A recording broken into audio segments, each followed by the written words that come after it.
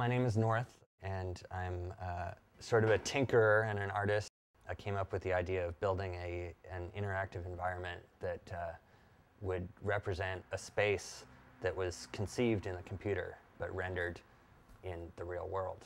And that took the form of a maze. Mostly the way I work is, like I said, as a tinkerer, so I like to try to problem solve things for as long as they remain interesting to me. So I very rarely start out with a vision of what I want to create.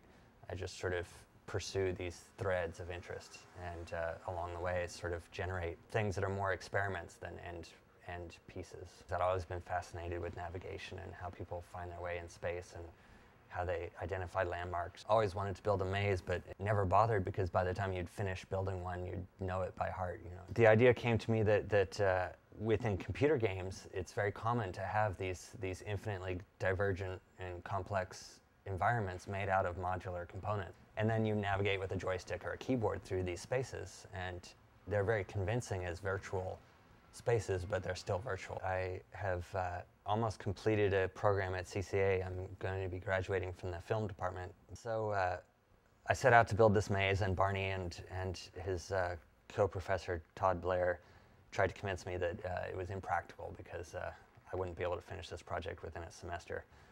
So my solution to that was to drop out of school for 2 years so I could finish this project.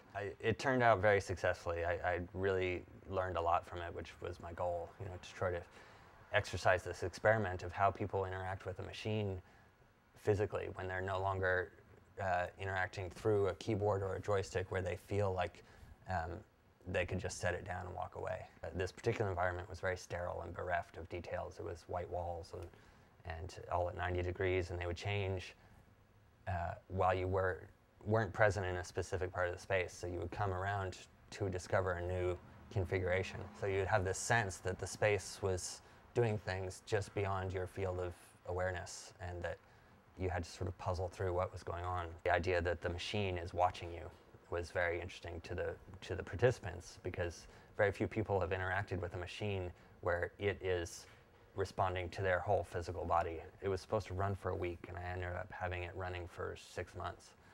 So by the end of it, it was pretty tattered. It was constructed out of plywood for the most part.